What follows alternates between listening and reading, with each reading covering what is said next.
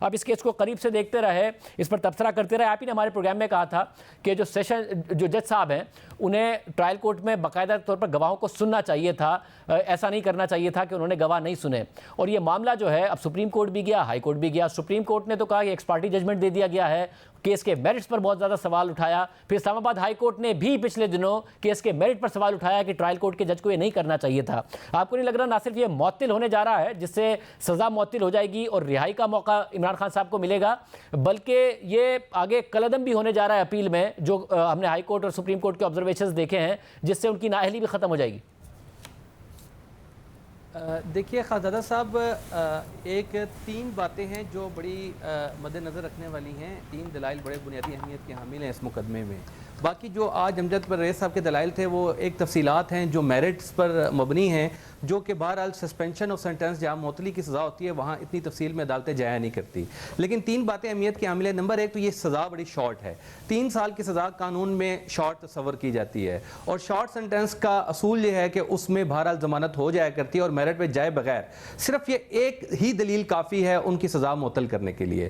دوسری بڑی بات یہ ہے کہ ٹرائل کورٹ نے بہرحال دفاع کا جائے کتنا ہی کمزور کیوں نہ ہو، خاندادہ صاحب میں نے آپ کے پروگرام میں بتایا تھا، لیکن دفاع کا حق ملزم کو ایک ہی موقع ہوتا ہے وہ گواہی پیش کرنے کا، وہ 342 کے بیان کے بعد ہوتا ہے، اور اس کو وہ موقع دینا چاہیے. اور عمران خان صاحب کی ایک اسپیسیفک پلی تھی کہ میرے جو ٹیکس ریٹرنز ہیں وہ میرے ٹیکس ایکسپرٹس نے جو ہے وہ فل کیے ہیں. اب وہ ایکسپرٹس آئیں گے تو بتائیں گے کہ ہم نے کیا وجوہات تھیں، تو ان کو دفاع میں گواہ پیش کرنے کا موقع ملنا چاہیے تھا، جو نہیں ملا. اور کرمنل ٹرائل میں دفاع کا موقع کمزور سے کمزور دفاع کیوں نہ ہو نہ دیا جانا، یہ قانون میں بہرحال اس کو برداشت نہیں کیا جاتا. اور تیسری بڑی اہم بات یہ ہے کہ اسلام آباد ہائی کورٹ نے خود ایک فیصلہ دیا تھا، ایک دن پہلے دیا تھا سزا سے، کہ وہ یہ کہا تھا کہ آپ نے مینٹینیبلٹی اور باقی جتنے بھی ایشوز ہیں ان سب پر آپ فائنل ججمنٹ سے پہلے خواجہ حارث صاحب کو سنیں، اور جو فائنل آرگومنٹس ہیں اس کے دوران ہی جب آپ فائنل ججمنٹ پاس کریں گے تو اس کا بھی فیصلہ کر دیجئے گا. لیکن جج صاحب نے جو ہے وہ ایک دن بھی انتظار نہیں کیا اور دن 12 بجے جو ہے وہ اس کا فیصلہ سنا دیا.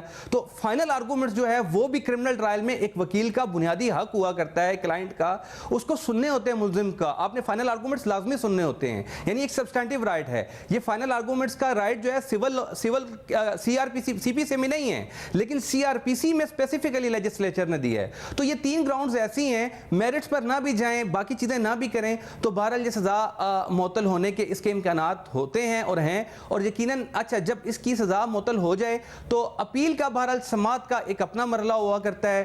اپیل میں یہ امجد پرویز صاحب نے جو آج نکات اٹھائے یہ سارے اٹھیں گے، ان پر ریکارڈ کو دیکھا جائے گا. یہ لا اینڈ فیکٹس کے مکس کوسچنز ہیں. جب فائنل ججمنٹ پر بحث آئے گی تو یقیناً پھر یہ جو چیزیں لکونہ چھوڑ دی ہیں ٹرائل کورٹ نے، 3 جو میں نے آپ کے سامنے بات کی، بہرحال یہ اتنے مضبوط ہیں کہ اس کی بنیاد پر یہ کیس ریمانڈ ہو سکتا ہے ٹرائل کورٹ کے پاس. لیکن یہ کب ہوگا؟ اس کی سٹیج آئے گی جب اپیل پر مکمل سماعت ہو جائے گی. ابھی تو یہ میرٹ سے ہٹ کر صرف سسپینشن کی حد تک عدالت نے دیکھنا ہے. اور جو کمزوریاں ہیں جس پر سپریم کورٹ نے بھی سوال اٹھایا، اسلام آباد ہائی کورٹ نے بھی سوال اٹھایا، اس پر یہ معاملہ کالعدم ہو جاتا ہے اور کیس ہی ختم ہو جائے گا، یا واپس چلا جائے گا اور پھر سے یہ سارا کا سارا پروسیس دوبارہ ہوگا؟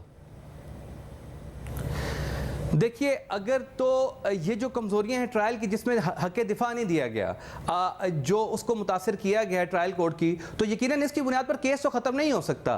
ریمانڈ کر کے عدالت یہی کہے گی کہ آپ ان کا حق دفاع ان کو موقع دیں اور یہ اپنی گواہی شہادت پیش کر سکیں. انصاف تو کورٹ نے دونوں طرف کا بیلنس رکھنا ہوتا ہے، اور وہ بیلنس تب بھی قائم ہو سکتا ہے. یعنی یہ کوئی ایسی چیز نہیں ہے کہ جس کی بنیاد پر آپ یہ کسی ملزم کو بری کر دیں. اگر وہ کہتا ہے مجھے دفاع کا حق دیا جائے، آپ اسے گواہ پیش کرنے کا یقیناً اسے حق دے دیں گے اور اس کی بنیاد پر ہو جائے گا. اچھا مجھے یہ بتائے گا کہ اب اگر یہ واپس آپ کہہ رہے ہیں کہ ریمانڈ بیک ہو جائے گا ٹرائل کورٹ کو کہ جی انہیں حق دفاع دیا جائے، ان کے گواہوں کو بھی سنا جائے، تو ایک تو جج ہمایوں دلاور پر پہلے ہی بہت زیادہ سوالات اٹھ گئے تھے، پھر وہ او ایس ڈی بن گئے ہیں، تو اگر نیا جج ہوگا تو معاملہ شروع سے ہوگا. کیسے آگے بڑھے گا یہ کیس اگر ریمانڈ بیک ہوتا ہے؟ نہیں، یہ قانون ہمارا مسلمہ اصول اس کا یہ ہے کہ جب عدالت ریمانڈ اس کو کر دے گی تو اگر عدالت یہ سمجھتی ہے کہ پچھلے جج صاحب چونکہ آبزرویشن دے چکے ہوئے ہیں تو یقیناً انصاف کے تقاضے اسی طرح پورے ہو سکتے ہیں کہ یہ کسی دوسرے جج صاحب کو منتقل کر دیا جائے جو اس کیس کو سنیں اور اس پر فیصلہ کر دیں، اور یہ اسی سٹیج سے شروع ہو سکتا ہے کیس. اس کو دوبارہ سے ری ٹرائل کرنے کی ضرورت نہیں ہے. اس کیس میں ٹرائل چونکہ صرف کیس کا اعتراض یہ ہے کہ ہمیں دفاع کا موقع نہیں دیا گیا. 342 کے بیان تک جو ہے جو پوری کارروائی مکمل ہو چکی ہوئی تھی, تو 342 کے بیان کے بعد جو انہوں نے گواہوں کی لسٹ دی تھی اسی پر انہوں نے ہائی کورٹ میں ریٹ پٹیشن بھی اپنی فائل کی, تو اس کی بنیاد پر ان کو آگے سے ان کو 342 کے بیان کے بعد کی جو سٹیج ہے اپنے گواہ پیش کرنے کا وہ موقع دیا جا سکتا ہے. اپلیٹ کورٹ کے پاس ریمانڈ کی پوری پاورز ہیں, یعنی اپلیٹ کورٹ کے پاس 3 اختیارات ہوتے ہیں, ایک ریمانڈ کرنا, ایک بری کرنا اور ایک سزا کو برقرار رکھنا. تو یہ کیس جو اپنے فیکٹس اینڈ سرکمسٹانسز میں نظر آتا ہے یہ ریمانڈ کا کیس نظر آتا ہے, بریت کا کیس تو یہ کہیں سے بھی نظر نہیں آتا. مگر ایک اور بھی نقطہ ہے ان کا کہ یہ معاملہ ڈائریکٹ سیشن عدالت سے نہیں بلکہ میجسٹریٹ سے جانا چاہیے تھا, جو کہ نہیں گیا. اگر عدالت اس کو بھی, اس اعتراض کو بھی میرٹ پر قبول کرتی ہے تو پھر تو یہ شروع سے معاملہ چلا گیا نا.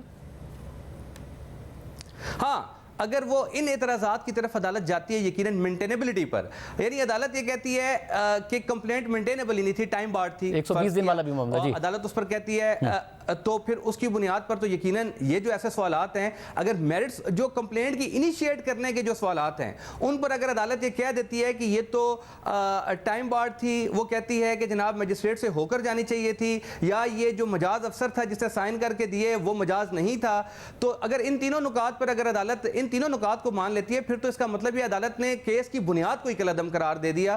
تو وہ میرا خیال ہے کہ اس پر بہرحال پروسیکیوشن کے پاس بہت مضبوط دلائل ہیں, اور ایسا ہوتا مجھے نظر نہیں آتا کہ میرٹس پر کیس کو ان نکات کی بنیاد پر کالعدم قرار دیا جا سکے.